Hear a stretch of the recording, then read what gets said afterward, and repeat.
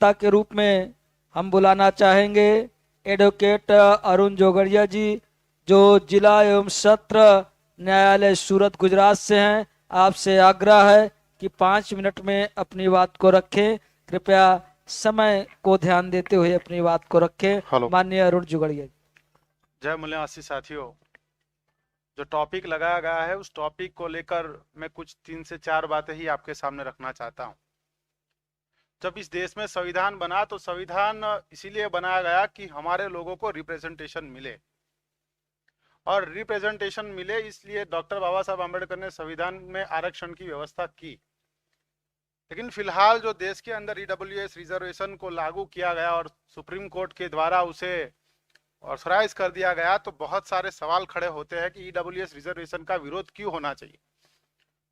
अगर ये क्राइटेरिया आज ऐड किया गया कि ईडब्ल्यूएस रिजर्वेशन में फाइनेंस भी एक क्राइटेरिया होना चाहिए, तो क्या उस समय गरीबी और अमीरी के बीच में गैप नहीं था क्या? डॉक्टर बाबा साहब आम्बेडकर ने जब संविधान बनाया तभी भी ये परिस्थितियां थी, और डॉक्टर बाबा साहब आम्बेडकर जिनको रिप्रेजेंटेशन देना चाहते थे वो भी गरीब थे।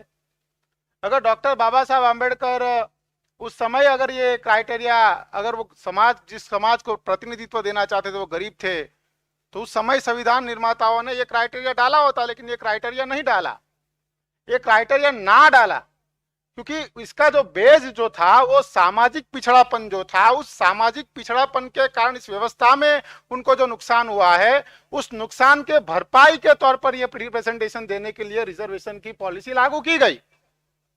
लेकिन इस देश में शासक जातियों के द्वारा ये बात चलाई गई कि रिजर्वेशन जो है वो इकोनॉमिक बेस पे होना चाहिए, फाइनेंशियल बेस पे होना चाहिए।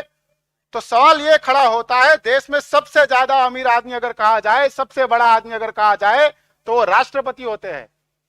राष्ट्रपति सबसे बड़ा आदमी होता है। अगर फाइनेंशियल बेस पर अगर सब लोग समान होते तो इस देश के सबसे बड़े आदमी को मंदिर में नहीं घुसने दिया गया।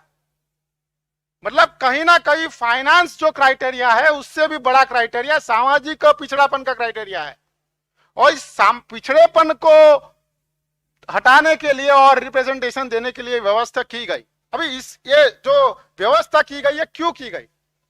ईडब्ल्यूएस का जो रिजर्वेशन लागू किया गया वो मेरे हिसाब से, जो मेरा नॉलेज कहता है, ये ओबीसी की जातीय जनगणना को काउंटर करने के लिए किया गया।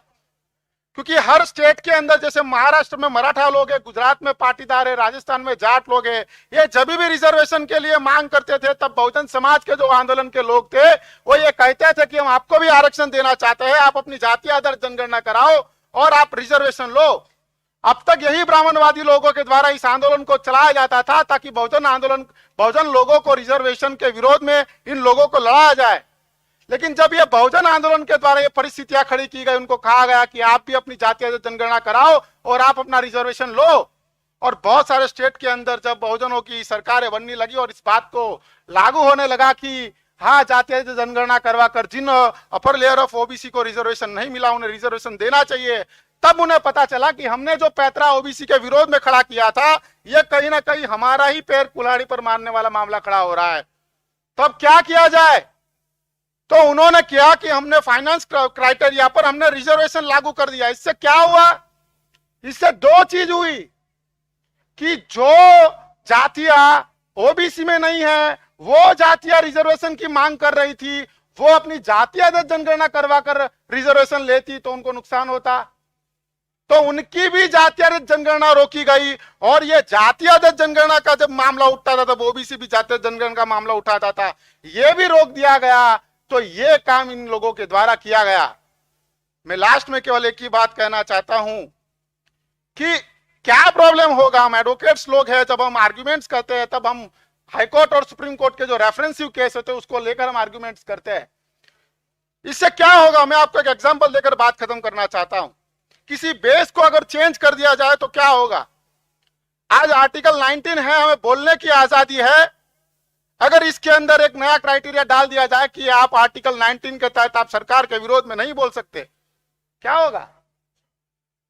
क्राइटेरिया ऐड करने से उसकी जो मूल भावना है उसको खत्म कर दिया जा सकता है। ये सिंपल चीज अगर आपको समझ में आती है कि अगर आर्टिकल 19 के अंदर ये चीज किया गया तो क्या होगा, इससे भी खतरनाक मामला जब फाइनेंस क्राइटेरिया ऐड कर दिया गया तो इससे ईडब्ल्यूएस रिजर्वेशन में लागू किया गया।